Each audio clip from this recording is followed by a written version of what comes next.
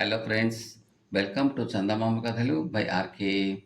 చందమామ కథల ప్రపంచంలోకి వెళ్ళిపోదామా? ఇప్పుడు చెప్పబోయే కథలలో మొదటి కథ గుణపాఠం. ఈ కథను రాసిన వారు శ్రీమతి గుండాల విజయ గారు. ఆ దేశంలో పంటలు సమృద్ధిగా పండినప్పటికీ ఆహార పదార్థాల ధరలు నానాటికి పెరిగిపోయి జనంలో హాహాకారాలు బయలుదేరాయి. నానాటికి దేశ పరిస్థితి క్షీణించిపోతూ ఉండడం చూసి ప్రచండసేన మహారాజు ప్రజలకు ఖజానా నుంచి ద్రవ్య సహాయం చేశాడు. ఖజానా సగం ఖాళీ అయింది. అయినా కూడా పరిస్థితి మెరుగు కాకపోగా ఎక్కువ డబ్బు చలామణి అయి ధరలు మరింతగా పెరిగిపోయాయి. కరువు బాధ నుంచి ప్రజలను ఎలా కాపాడాలా అని మంత్రులతోనూ ఇతర ఆస్థాన ఉద్యోగులతోనూ సంప్రదించాడు రాజు. కానీ ఎవ్వరూ కూడా ఆ సమస్యకు సరైన పరిష్కారం చెప్పలేకపోయారు. కానీ పురోహితులు మాత్రం హోమాలు జరిపి దేవతలను తృప్తిపరిస్తే కరువు బాధ నుంచి బయటపడవచ్చు అన్నారు. ప్రచండసేనుడు హోమాలు చేయమని అందుకు కావలసిన ధనం ఇప్పించాడు. హోమాలు నిర్విఘ్నంగా జరిగాయి. కొందరు కోళ్లను, మేకలను కూడా గ్రామ దేవతలకు బలు ఇచ్చారు. కానీ ఆహార ధాన్యాల ధరలు ఎంత మాత్రము తగ్గుముఖం పట్టలేదు. ఆఖరి ప్రయత్నంగా ప్రచండసేనుడు రాజ్యంలో ఉన్న ధాన్యపు వర్తకులను పిలిపించి ధాన్యపు ధరలు తగ్గించమని అడిగాడు. వర్తకులు రాజుతో, ప్రభు, మన రాజ్యంలో చాలిన గింజలు లేకనే కదా ఇలాంటి పరిస్థితి ఏర్పడింది. ఎక్కువ ధరకు కొన్న సరుకును తక్కువ ధరకు మేం మాత్రం ఎలా అమ్మగలం అన్నారు. వర్తకులు చెప్పిన ఈ మాటలను రాజు నమ్మలేదు. ఎందుకంటే దేశంలో ఎక్కడా కూడా పంటలు పాడైనట్టు వార్తలు అనేవి రాలేదు. తిండి గింజలు చాలకుండా ఎందుకు పోవాలి? వర్తకులు ధాన్యం దాచి అలా నాటకం ఆడుతున్నారని రాజుకు అనుమానం కలిగింది. అందుచేత ఆయన ఆహార ధాన్యాలకు న్యాయమైన ధరలు నిర్ణయించి అంతకన్నా హెచ్చు ధరలు అడిగిన వారిని కఠినంగా శిక్షిస్తానని వర్తకులను హెచ్చరించాడు. వెంటనే పెద్ద పెద్ద వర్తకులందరూ తమ తమ దుకాణాలు మూసివేశారు. జరిగే అమ్మకాలు రహస్యంగా దొడ్డిదారిన జరుగుతున్నాయి. ఈ పరిస్థితిలో దేశాటనకు వెళ్లి ఉండిన మంత్రి కుమారుడు రవివర్మ స్వదేశానికి తిరిగి వచ్చాడు. దేశం ఎంతటి దీనస్థితిలో ఉన్నది తెలుసుకోవటమే కాక పరిస్థితి చక్కబరచడానికి ఏం చేయాలో కూడా అతను ఒక మంచి ఉపాయం తట్టింది. అతను తన ఆలోచనను ప్రచండసేనుడికి తెలిపాడు. ప్రచండసేన మహారాజు ఈ పథకాన్ని ఆమోదించాడు. ఆహార ధాన్యాలను పొరుగు దేశాల నుంచి తెప్పిస్తున్నట్టు ఆయన ప్రకటించాడు. ఇంకా కరువు ఉండదని ప్రజలకు తెలుపబడింది. మర్నాడు తెల్లవారక ముందే బండ్ల మీద నుంచి ధాన్యం బస్తాలు దిగడం ఆరంభమైంది. ధాన్య వర్తకులో కంపరం పుట్టుకొచ్చింది.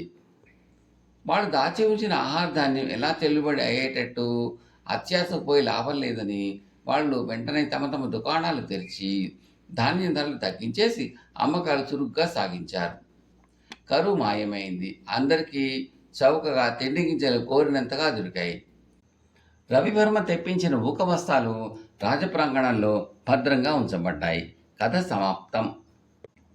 తరువాతి కథ వ్యత్యాసం. ఒకప్పుడు ఇద్దరు రాజుల మధ్య కలహం వచ్చింది. వారిలో ఒకడు నిజమైన రాజపుత్ర క్షత్రియుడు. రెండవ వాడు అదృష్టం కలిసి వచ్చి రాజైన నీచుడు. ఈ నీచుడు ఒక చాటింపు వేయించాడు. తన శత్రువును చంపి అతని తల తెచ్చిన వారికి ₹1,00,000 బహుమానం ఇస్తానన్నాడు. అంతటితో కసి తీరక ఆ నీచుడు తన శత్రువుకు ఈ విధంగా లేఖ రాశాడు. నా దృష్టిలో నీ ఒక్క కుక్కలాంటి వాడివి. నీ ప్రాణానికి ₹1,00,000 విలువ కట్టాను. నీ తల నరికి తెచ్చిన వాడికి ఆ మొత్తం ఇస్తానని నా దేశమంతటా చాటింపు వేశాను అని. ఈ లేఖకు రాజపుత్రుడు ఇలా జవాబిచ్చాడు. నా దృష్టిలో నీవు కూడా ఒక రాజువే. కానీ నీ ప్రాణానికి నేను విలువ ఇవ్వను. నీ తల నరికి తెచ్చిన వాడికి నా నుంచి ఒక్క దమిడి కూడా ముట్టదు అని. ఈ జవాబు చూసి ఆ నీచుడు నిర్ఘాంతపోయాడు. కథ సమాప్తం. తరువాతది చిత్రకథ. దాసు వాసు వాళ్ళ మామిడి తోటలో రోజు ఎవరో కాయలు దొంగిలిస్తున్నారు. దాసు వాసులు ఆ దొంగను పట్టుకునేందుకు ప్రయత్నించారు. కానీ వాళ్ళ తోటలోకి వెళ్ళినప్పుడల్లా అక్కడ ఉన్న ఒక దిష్టి బొమ్మ కేకలు పెట్టి గంతులు వేస్తూ దాసు వాసులను భయపెట్టసాగింది. ఒక రోజున టైగర్ తన తలకు కట్టి ఉన్న రాక్షసుడి బొమ్మతో వెళ్ళి దిష్టి బొమ్మ మీదకు దూకింది. ఏదో భూతం వచ్చి మీద పడుతున్నది అనుకుని దిష్టిబొమ్మ వెనక దాగి ఉన్న దొంగ కుర్రాడు హడిలి పారిపోబోయాడు. కానీ దాసు బాసులు అతన్ని పట్టుకుని కొట్టారు.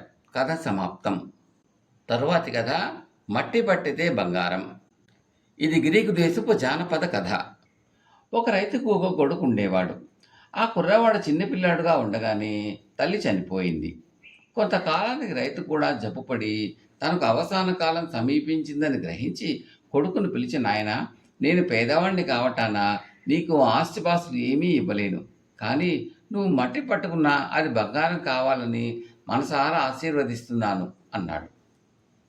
తండ్రి పోయాక కొడుకు తన తల్లిదండ్రులు భక్తితో స్మరించి కష్టపడి పనిచేయసాగాడు. అతని కృషి ఫలించి త్వరలోనే అతనికి ఒక సొంత ద్రాక్ష తోట ఏర్పడింది. ఆ చుట్టుపట్ల ఉన్న అన్ని తోటల కన్నా అతని ద్రాక్ష తోట ఎక్కువ ఫలవంతం అవుతూ వచ్చింది. కొంతకాలం గడిచాక అతను మరికొన్ని పళ్ళ తోటలు కొనగలిగాడు. జాలారి పడవలు కూడా కొన్నాడు. నూనె గానుగలు పెట్టాడు.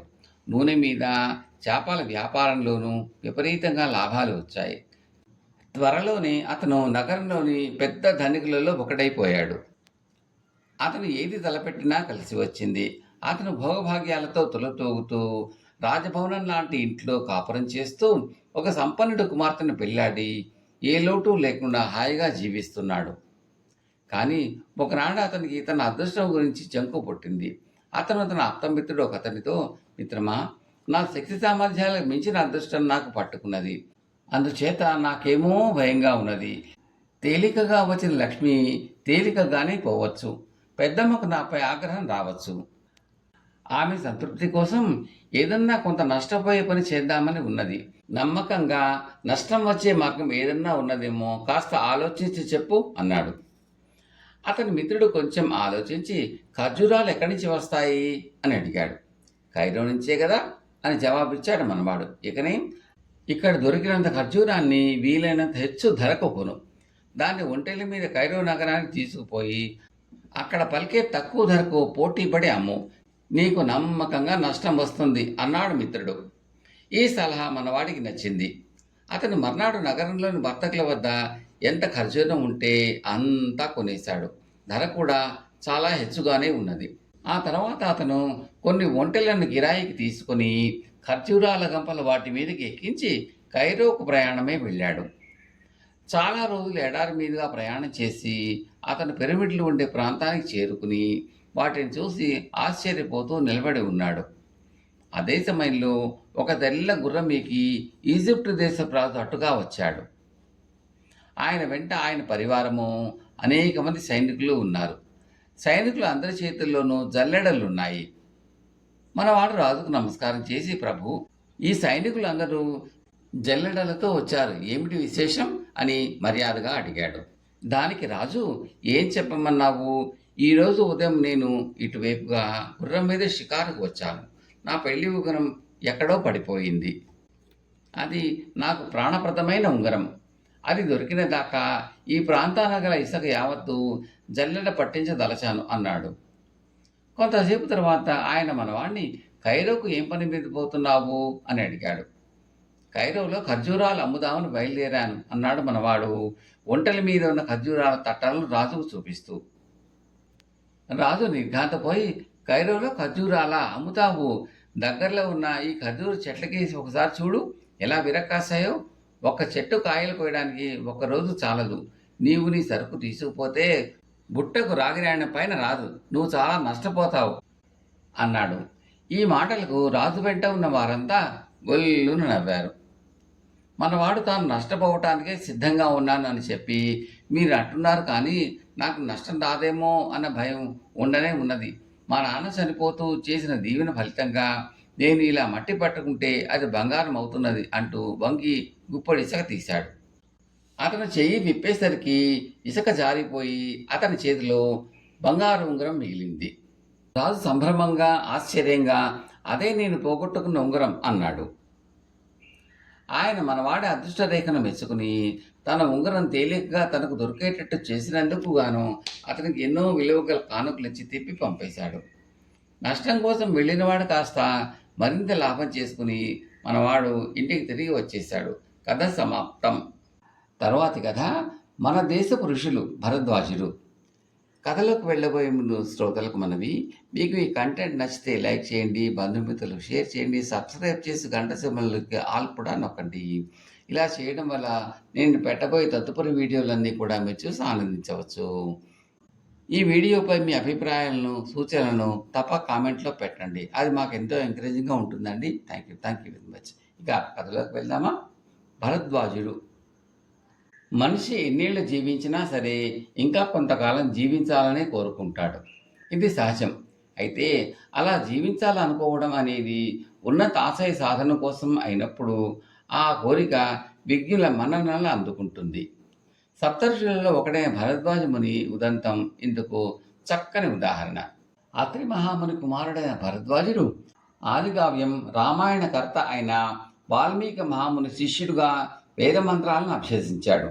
అయినా ఆయన జ్ఞానదాహం తీరలేదు. ఇంద్రాది దేవతల దీవెనలు పొంది భరద్వాజుడు సుదీర్ఘకాలం జీవించాడు.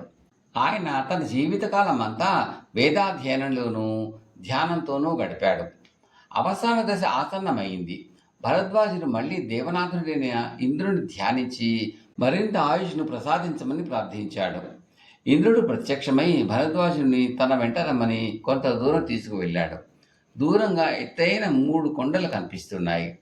ఇంద్రుడు భరద్వాజుడిని ఒక దోసిలి పట్టమని 3 గుప్పెళ్ల ఇసుక తీసి ఆయన దోసిట్లో పోశాడు. భరద్వాజుడు మౌనంగా ఊరుకున్నాడు. దూరంగా కనిపిస్తూ ఉన్న ఆ 3 కొండలతో పోలిస్తే నీ దోసిట్లోని ఇసుక పరిమాణం ఎంత అని అడిగాడు ఇంద్రుడు. అత్యంత అల్పం, పోల్చలేనంత తక్కువ అన్నాడు భరద్వాజుడు. నువ్వు నేర్చిన వేద జ్ఞానం కూడా అలాంటిది.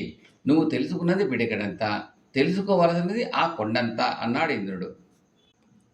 భరద్వాజుడు తన మాటలకు బెదిరిపోయి తాను నేర్చుకున్నది చాలు అని కానీ, లేదా నాకు అన్నీ తెలుసు అని అహంకారంతో సమాధానం ఇవ్వగలడని ఇంద్రుడు భావించాడు. కానీ భరద్వాజుడు కొంతసేపు మౌనంగా ఊరుకుని ఆ తర్వాత, ఆహా, జ్ఞానం అంత గొప్పదా, అయితే దానిని పరిపూర్ణంగా సాధించాలి. తమ ఆశీస్సులు లభిస్తే ఆ 3 కొండలను జయించడానికి ప్రయత్నిస్తాను అన్నాడు ఎంతో వినయంగా. భరద్వాజ అచంచలమైన ఆత్మవిశ్వాసానికి, ఉన్నత లక్ష్యానికి అమిత ఆశ్చర్యం చెందిన ఇంద్రుడు ఆయనకు మరొక జీవితకాలం ఆయుష్ను ప్రసాదించి అంతర్ధానమయ్యాడు. కథ సమాప్తం.